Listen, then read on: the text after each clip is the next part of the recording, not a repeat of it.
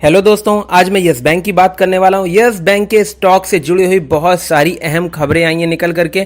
Yes bank में D listing हो सकती है, ऐसी खबरें आ रही हैं। इसके अलावा डीएचएफएल की तरफ से भी एक बहुत बड़ी खबर आई है यस बैंक के लिए, उनके एनपीए को लेकर के।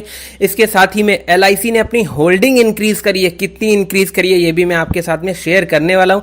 लेकिन जो सबसे बड़ी बात है वो बात यही है कि डी लिस्टिंग की खबरें आखिर कहां से उठी और कितनी सच्चाई है इन खबरों के अंदर।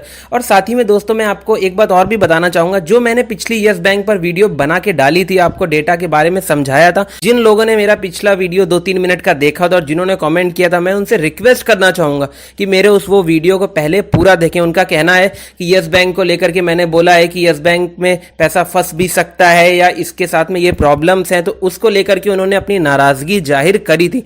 दोस्तों अगर आप पूरा वीडियो देखते तो मैंने उसमें यस बैंक की जो पॉजिटिविटी है उसको भी शेयर किया था आपके साथ में। मेरा मकसद सिर्फ ये नहीं होता है कि आपको खुश करने के लिए मैं बता दूं कि ये शेयर 400 रुपए पहुंच जाएगा। मैं जबरदस्ती आपसे ये चीज नहीं कह सकता हूं, ना ही मैं कह पाऊंगा, क्योंकि सबने स्टॉक मार्केट में जो इन्वेस्टमेंट करता है वो अपना मेहनत का पैसा लगाता है। कि 40,000 करोड़ का यस बैंक का एनपीए और वो 40,000 करोड़ रुपए अभी 1 महीने में 2 महीने में आ जाएगा। जो रियल डेटा आ रहा है यस बैंक का निकल करके, जो उनके मैनेजमेंट की तरफ से कॉमेंट्रीज आ रही हैं, जो उनके रिजल्ट्स आ रहे हैं, जो उनका हमें बैलेंस शीट दिखता है, हम उसके बेसिस पर ही रिसर्च करके आपके सामने चीजों को रखते हैं। उम्मीद करता हूं मेरी बात को समझेंगे और दोस्तों वीडियो को पूरा देखा करिए, तभी आपको चीजें क्लियर हो पाएंगी। मैं सुमित आपका अपने चैनल में बहुत बहुत स्वागत करता हूं। अगर आपने अभी तक हमारे चैनल को सब्सक्राइब नहीं किया है तो शेयर मार्केट से जुड़ी सारी अपडेट्स को पाने के लिए हमारे चैनल को अभी सब्सक्राइब कीजिए। दोस्तों हम पिछले 3-4 महीने से देख रहे हैं यस बैंक के स्टॉक में हमें अच्छी तेजी दिखाई नहीं दे रही है, लेकिन साथ में एक चीज और भी है, यस बैंक के अंदर हमें वैसी गिरावट का माहौल भी नहीं देखने को मिल रहा है। आप देख सकते हैं इसमें 13 रुपीज का बहुत तगड़ा सपोर्ट काफी टाइम से देखने को मिल रहा है। अगर हम इसके फ्राइडे के कारोबार की बात करते हैं तो फ्राइडे को इस स्टॉक की ओपनिंग 13 रुपीज 35 पर हुई थी। ये 13 रुपीज 35 का ही अपना हाई भी रखता है और 13 रुपीज 20 का लो बना करके 13 रुपीज 25 पर अपनी क्लोजिंग देता है।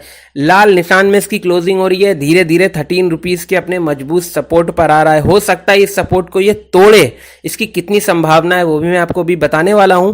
इसके साथ ही हमने फ्राइडे को सारे ही इंडेक्सेस में इसमें लाल निशान में कारोबार देखा था। अगर हम इसमें डिलीवरी पोजीशन की बात करते हैं तो बीएसई के अंदर इसमें लगभग 1 करोड़ से ज्यादा शेयर्स का कारोबार देखने को मिला है, जिसमें से लगभग 40% की हम कह सकते हैं डिलीवरी उठाई गई है। लगभग 40 लाख शेयर की इसमें डिलीवरी उठाई गई है। और अगर हम एनएसई में कारोबार की बात करें तो लगभग उसमें भी 6.5 करोड़ से ज्यादा शेयर्स का कारोबार देखा जा सकता था, जिसमें 40% की डिलीवरी इसमें भी उठाई जाती देखी गई थी। लगभग हम कह सकते हैं 2.25 करोड़ की डिलीवरी। अब हम बढ़ते हैं उस बड़ी खबर की ओर। दोस्तों मैं आपको बता दूं, जैसे कि बेटवे वगैरह ने अपने स्टेक्स बेचे थे 2% या 3%, इसका मतलब ये नहीं होता है कि स्टॉक डूब जाएगा, डीलिस्टिंग हो जाएगी। ऐसी खबरें बहुत सारे लोग निकल करके सामने दिखा रहे हैं कि ये स्टॉक डीलिस्ट भी हो सकता है। ऐसा कुछ भी होने की संभावनाएं नहीं है। अभी आरबीआई के कहने पर इसको एसबीआई ने अपने हाथ में लिया था और अब ये पिछले 1 साल से अच्छा परफॉर्म कर रहा है। डीएचएफएल डीलिस्ट हुआ है। डीएचएफएल के साथ में जो हुआ है उसके पीछे के कारण सामने आ चुके हैं। तो यस बैंक को एक झटका लगा है कि इनकी जो डीएचएफएल से पैसे की रिकवरी है उसकी संभावनाएं बिल्कुल ना के बराबर है। 5% की सिर्फ रिकवरी हो रही है और उसमें भी यस बैंक ने अनसिक्योर्ड लोन दिया हुआ था डीएचएफएल को। तो उस तरह से तो यस बैंक के हाथ कुछ भी एक तरह से आने वाला नहीं है। तो उसको लेकर के यस बैंक एक्शन में है और वो सुप्रीम कोर्ट में भी इसके लिए अपील आने वाले टाइम में कर सकता है। साथ ही साथ में जो एक पॉजिटिव न्यूज है यस बैंक के लिए वो ये है कि उन्होंने एसटीपीआई साइन करा है एक बैंक ऑफ बड़ौदा के साथ में, जिसका फायदा भी हमें आने वाले टाइम में यस बैंक को मिलेगा। साथ ही में एलआईसी ने यस बैंक में अपनी होल्डिंग्स को बहुत बढ़िया तरीके से इंक्रीज करा है। अगर हम बात करें जून की म्यूचुअल फंड्स वगैरह की होल्डिंग की तो एसबीआई निफ्टी नेक्स्ट 50 इंडेक्स की बात करें तो इन्होंने अपने इस स्कीम में लगभग 23 लाख शेयर्स को बढ़ाया है। लगभग 6% का चेंज देखा जा सकता है। एक्सिस निफ्टी 100 इंडेक्स की बात करें तो उसमें लगभग 8,48 लाख शेयर्स हैं। LIC mutual fund exchange traded fund Nifty 100 की बात करें तो उसमें लगभग 7.5 लाख से भी ज्यादा शेयर्स देखे जा सकते हैं।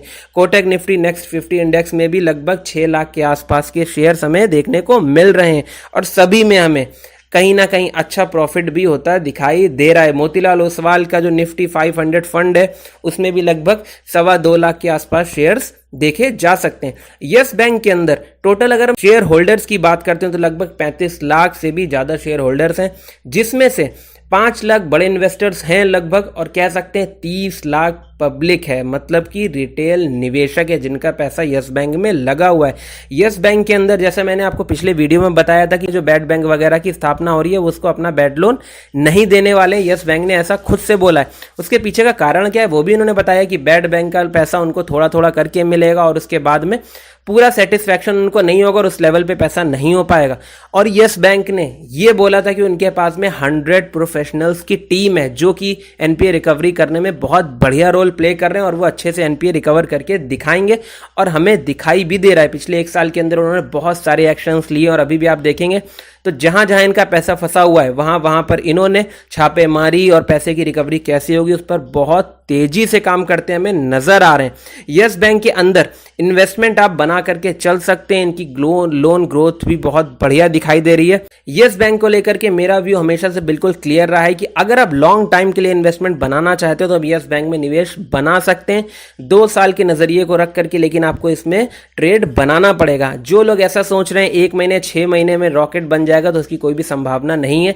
जैसा कि Q1 के रिजल्ट्स के लिए भी रिजल्ट लॉक हो चुके हैं, इसी के अंतर्गत जो इनकी इंटरनल ट्रेडिंग होती है, जो इनके एम्प्लॉयज वगैरह की ट्रेडिंग होती है, मैनेजमेंट की ट्रेडिंग होती है, उसको बंद भी कर दिया गया है। तो यस बैंक का Q1 का रिजल्ट हमें लगता है कि बहुत बढ़िया दिखाई देगा, क्योंकि जितना भी पिछली बार इन्होंने प्रोविजनिंग दिखाया था जिसकी वजह से लॉस आया था, इस बार हमें ऐसा देखने को नहीं मिलेगा। और आप किसी भी अफवाहों पर ध्यान ना दें, मैं आपसे ये रिक्वेस्ट कर सकता हूं। आपको कोई भी न्यूज़ पे डाउट लगता है आप गूगल करके देखिए, यस बैंक की वेबसाइट पर देखिए, आपको सारी चीजें बिल्कुल क्रिस्टल क्लियर नजर आएंगी। आप अंधेरे में तीर चलाने की बिल्कुल भी कोशिश ना करें कि बस खरीद लिया है तो आपका पैसा बन ही जाएगा। दोस्तों, पैसा बनेगा यस बैंक में, लेकिन टाइम लगेगा।